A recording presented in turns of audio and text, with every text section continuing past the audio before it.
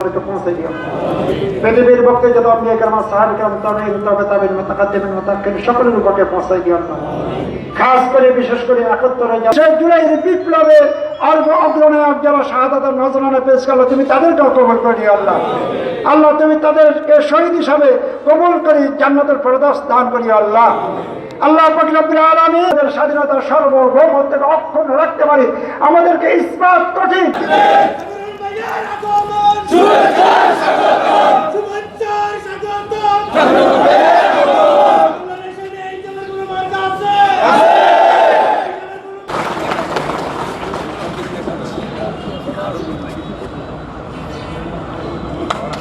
মারহাবা আপনার সাথে একটু মোলাকাত করি।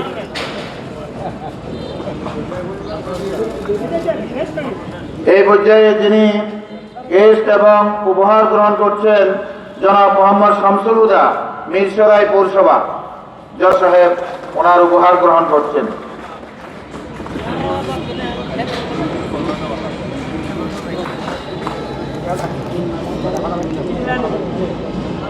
মোহাম্মদ আমিনুল হক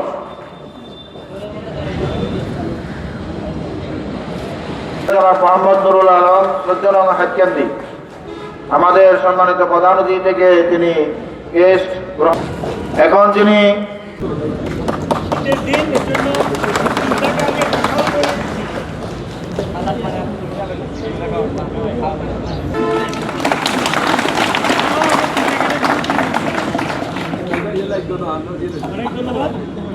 এই পর্যায়ে যিনি সজ্জনং হাক্কান্দি ইউনিয়ন জনাব মোহাম্মদ নুরুল আমিন সজ্জনং হাক্কান্দি ইউনিয়ন পক্ষে সারা দেশের পক্ষে কাজ করতেছে। আমরা স্পষ্ট ভাষায় বলতে চাই বাংলাদেশ জামাত ইসলামের যে বিষয় স্বাধীনতার বিপক্ষে স্বাধীনতা মুক্তিযুদ্ধ তাদেরকে করেছে কিন্তু সভাপতি উপজেলা জামাত ইসলামের সংগ্রামী আমির নুরুল কবির ভাই সহ আজকের প্রোগ্রামের মেন আমাদের মাথা করে বাংলাদেশের সৃষ্টি সেই বীর পুরুষরা আমাদের মুক্তিযোদ্ধারা তাদের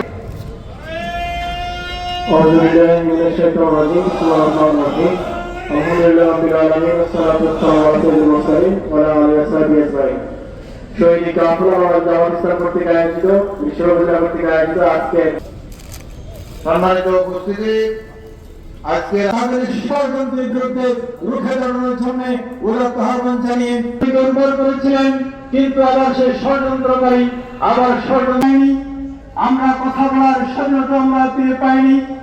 আমরা শিক্ষা 1971 সালে আমরা স্বাধীনতা অর্জন করেছিলাম পাকিস্তানের হানাদার পাকিস্তানের শোষণ থেকে মুক্তি পাওয়ার জন্য, কিন্তু স্বাধীনতার 54 বছর অতিক্রান্ত হওয়ার পরেও আমরা স্বাধীনতার সৈয়দ রহমান সহ মঞ্চপুষ্ট নেতৃবৃন্দ নুরুল কবির আজকের এই অনুষ্ঠানে জাতির জনগণের বিজয় হিসেবে নিয়ে আসতে আমাদের সনমোদী আমাদের এই বিজয়কে তাদের বিজয় হিসেবে স্বাধীন বাংলাদেশ পেয়েছি। কিন্তু দীর্ঘ 54 বছর পার হওয়ার পর আলহামদুলিল্লাহি রাব্বিল আলামিন ওয়া সালাতু ওয়াস সালামু আলা সাইয়্যিদিল আনবিয়া উপস্থিতি 1971 সালে আলহামদুলিল্লাহ জামাতে ইসলামী সব চিন্তাধারা এই দেশের দেশপ্রেম এই দেশের স্বাধীন সার্বভৌমত্বের অতন্ত্র প্রহরী, কিন্তু এই দেশের ভারতের পৃষ্ঠপোষক যারা তারাই শুধু এইটাই বলে অপবাদ প্রচার করতেছে জামাতে ইসলাম নাকি স্বাধীনতার বিরোধী। যারা স্বাধীনতার মুক্তিযুদ্ধের চেতনার ফেরি বহন করে 53 বছর এই দেশকে শোষণ করেছে, তারাই নাকি এই দেশের স্বাধীনতা সার্বভৌমত্বের প্রহরী। আমি স্পষ্টভাবে বলতে চাই, তাদের প্রতিটি কর্ম এদেশের সার্বভৌমত্বের পক্ষে হুমকি স্বরূপ। তারা যাই করেছে ভারতের স্বার্থ সিদ্ধির জন্য করেছে এবং তাদের নিজস্ব পকেট ভর্তির জন্য করেছে। এদেশের আপাময় জনসাধারণের জন্য তারা কিছু করেনি। তারা এই দেশের সম্পদ লুটে নিয়েছে এবং মোদী সরকারকে যাওয়ার জন্য রাস্তা সুগম করে দিয়েছে। তারা এই দেশের সমস্ত সম্পদ বিদেশে পাচার করে বেগম পাড়া করেছে। কিন্তু যারা এই দেশের আসল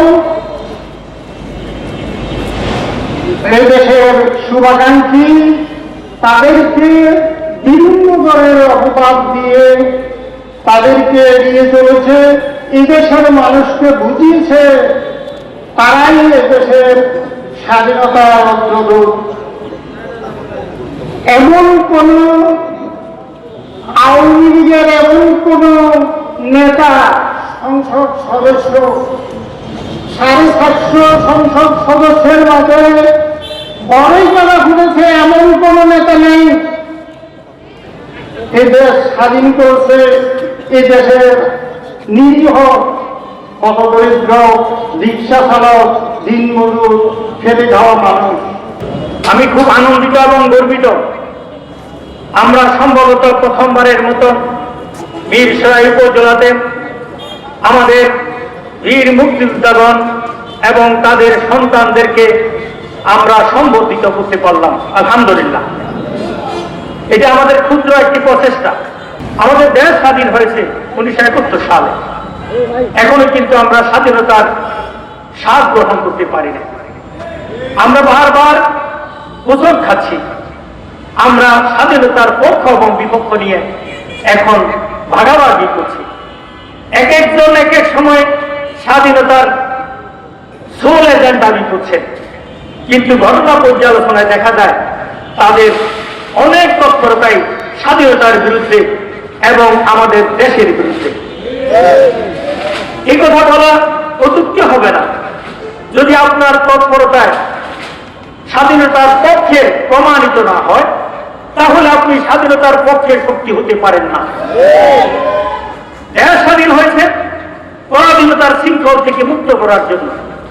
আপনি গত বছরগুলোর দিকে তাকিয়ে দেখুন, আপনি মন খুলে কথা বলতে পারবেন না। আমাদের বাড়ির সামনে একটা মসজিদ আছে, একটা ঘাটলা আছে। নামাজ শেষে হিসাবে পরে বিভিন্ন এলাকা থেকে লোক আসতে আসতে তারা গল্প করতে করতে অনেক সময় 10টা 11টা হয়ে যায়। এমন সময় পুলিশ গিয়ে বলছে যে এইভাবে এখানে আর তোমরা বসতে পারবে না। কোথায়? 10 নং মিঠালা, পশ্চিম মিঠালা আমাদের বাড়িতে। ওরা জিজ্ঞাসা করলো কেন? তো কেনর কোনো উত্তর নাই। তাহলে মনে করতে হবে স্বাধীন হওয়ার পরেও আমরা কিন্তু প্রকৃতভাবে স্বাধীন ছিলাম না। ঠিক একই পরিস্থিতি গত 5ই আগস্টের পর আমরা আশা করেছিলাম যে আমরা নতুন করে স্বাধীনতা লাভ করেছি। প্রশ্ন আসলো যে স্বাধীনতা দুইবার হয় কিনা। আমরা প্রশ্নের উত্তরে বলেছিলাম এটি দুইটি স্বাধীনতা নয়, একটি পরাধীনতার শৃঙ্খল থেকে মুক্ত হওয়া, আর একটা স্বাধীনভাবে চলার জন্য যুদ্ধ করা। কিন্তু ঘটনা হয়ে গেল উল্টা। স্বাধীনতার পরে যারা যুদ্ধের সাথে সম্পৃক্ত ছিল না, লড়াইয়ের সাথে সম্পৃক্ত ছিল না, তাদের নেতারা বলেছিল এই যুদ্ধের সাথে আমরা সম্পৃক্ত নয়, এটা ছাত্রদের আন্দোলন। তারাই কিন্তু এখন সবকিছু আস্তে আস্তে দখল করা শুরু করল। ক্যাম্পাসের দখল।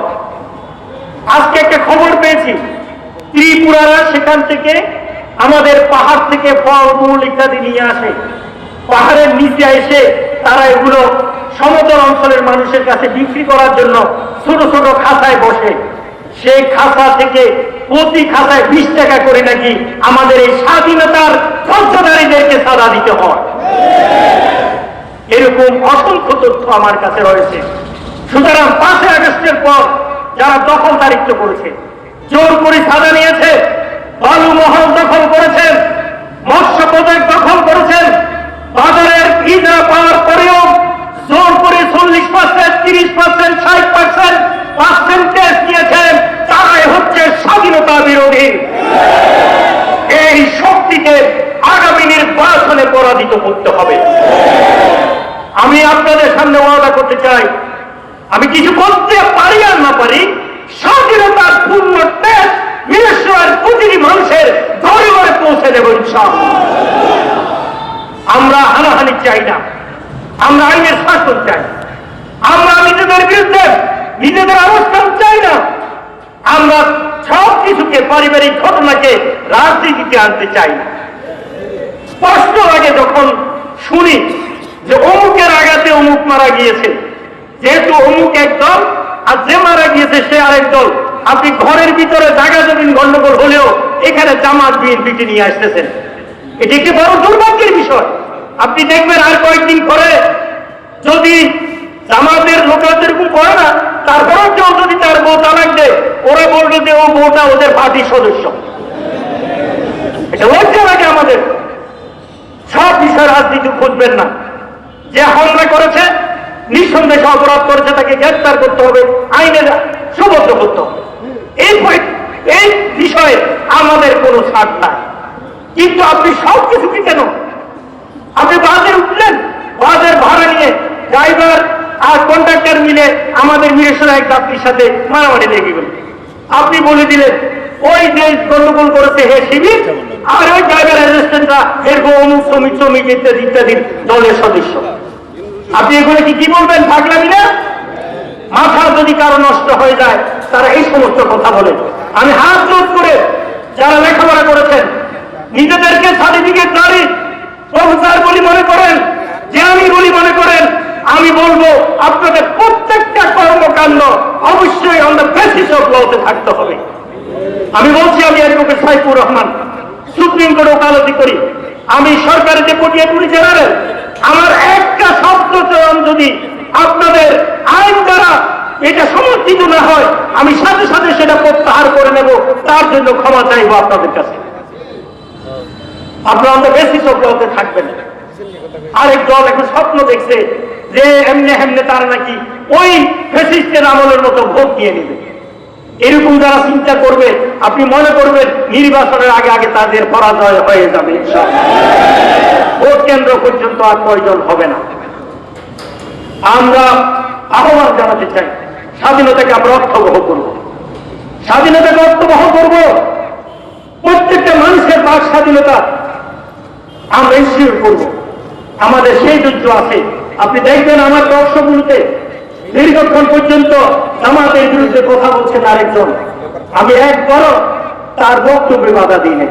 যখন আমার সুযোগ আসছে তখন আমি আমার কথাটাকে পেশ করছি। এটার নাম হলো ডেমোক্রেসি।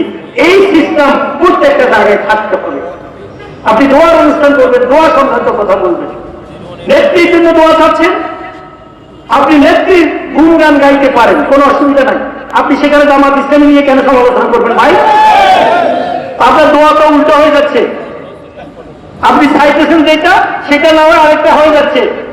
মনে রাখবেন, প্রত্যেকটা কিছু রুলস এবং রেগুলেশন মেনে চলতে হবে। ধর্মীয় কাজে ধর্মীয় রেগুলেশন আছে, রাজনীতিতে রাজনীতি শিষ্টাচার আছে, সামাজিকভাবে সামাজিক দায়বদ্ধতা আছে। আমি সবাইকে অনুরোধ জানাবো যে আমরা আমাদের এই বীরেশ্বরটাকে অন্তত পক্ষে আমরা শান্তিতে রাখতে চাই। আমি চুরি ডাকাতির বিরুদ্ধে অবস্থান নিয়েছিলাম, থানায় গিয়েছিলাম। দীর্ঘদিন পর্যন্ত মানুষ যেটা নিয়ে কষ্টে ছিল, আপনাদের সকলেই যেটা বলা দরকার ছিল, সে রাষ্ট্র বলেছে আমরা আপনাদেরকে হেল্প করবো। তাহলে চুরি ডাকাতির সব পালায় না? আপনার অবস্থান নিয়ে নিলেন যে আমি নাকি জামাতের লোক দিতে বলছি। আরে ভাই, জামাতের লোক তো আমি দেবো। আমি কি আওয়ামী লীগ বিএনপির লোক দিতে পারবো? আমার কর্মীরা রাস্তায় গিয়ে পাহারা দিবে, এই নির্দেশকে আমি অন্য দলকে দিতে পারবো? আমাদের কমিউনিটি পুলিশিং এর বিধান অনুসারে যখন কোনো থানায় এরকম কত বিপর্যস্ত অবস্থা তৈরি হয়। আইনে বলা আছে যে কোনো কমিউনিটি থেকে সেখানে সাহায্য সহযোগিতা করতে পারে, সহযোগিতার প্রস্তাব দিতে পারে। এটা তো প্রমাণ হলো যে আমি রাইটলি ছিলাম, আমার বক্তব্য ছিল লবণ, আমি কিন্তু কোনো আইন ভঙ্গ করি নাই। তাহলে কি হলো? আপনি আমার বিরুদ্ধে করতে গিয়ে আমার জামাত ইসলামীকে আকাশে তুলে দিলেন, জনগণের অন্তরে ঢুকাই দিলেন, হৃদয়ের ভিতরে এখন কি জামাত ইসলামী, জামাত ইসলামী। ইনশাআল্লাহ আমরা আমাদের কর্মী ভাইদেরকে আজকের এই বিজয় দিবসে অনুরোধ করতে চাই, 1971 সালে যারা রক্ত দিয়েছে দেশটা স্বাধীন করার জন্য, স্বাধীন কি জন্য? সবাই শান্তিতে থাকবে, ছেলে মেলে উন্নতি হবে, সমাজে একটা স্থিতিশীলতা আসবে, আমরা আমাদের এই অঞ্চলে চাকরি বাকরি করবো, আমাদের ছেলে পেলেরা সুখে শান্তিতে থাকবে, এরকম একটা টার্গেট তাদের ছিল। সে আশা যদি আমরা প্রতিফলিত করতে না পারি, মনে করবেন আমাদের স্বাধীনতা অর্থবহ হয়ে উঠবে না।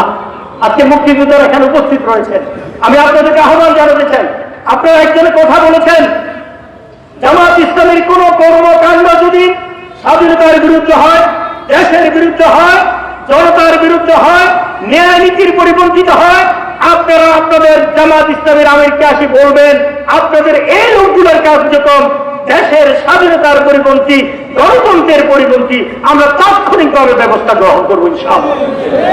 আমরা মুক্তিযোদ্ধা ভাইদেরকে আহ্বান জানাতে চাই, জামাত ইসলামীকে সেভাবে আপনারা দেখেন নাই, এখন দেখেন, আমাদের নেতৃবৃন্দকে দেখেন, আমাদেরকে দেখেন, আমাদের বক্তব্যগুলো শুনুন, আমাদের তৎপরতাগুলো শুনুন, আমাদের ব্যাপারে গোয়েন্দা তৎপরতা চালান।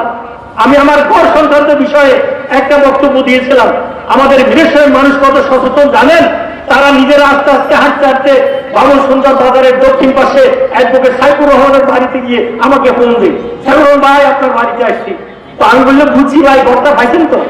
অর্থাৎ আমার বক্তব্যের সাথে কাজের ঠিক আছে কিনা নিশ্চয় এখন জনগণ নিজেরা নিজেরা এটা পরীক্ষা করা শুরু করেছে।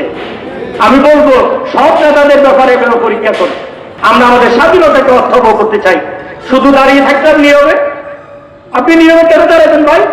আপনি দোয়া দরুদ করতে হবে যদি মুসলমান হন। তারা শহীদ হয়েছে, অন্তত একবার সূরা ফাতিহা 3 বার সূরা ইখলাস পড়ুন। আমরা আজকে এইখানে দাঁড়িয়ে আমার বক্তব্যের মাঝে আমি আপনাদের সবাইকে বলবো মেহরবানি করে একটু দাঁড়িয়ে যান। আমরা আমাদের যারা শহীদ হয়েছে তাদের জন্য একবার সূরা ফাতিহা এবং 3 বার সূরা ইখলাস পড়ব। আমাদের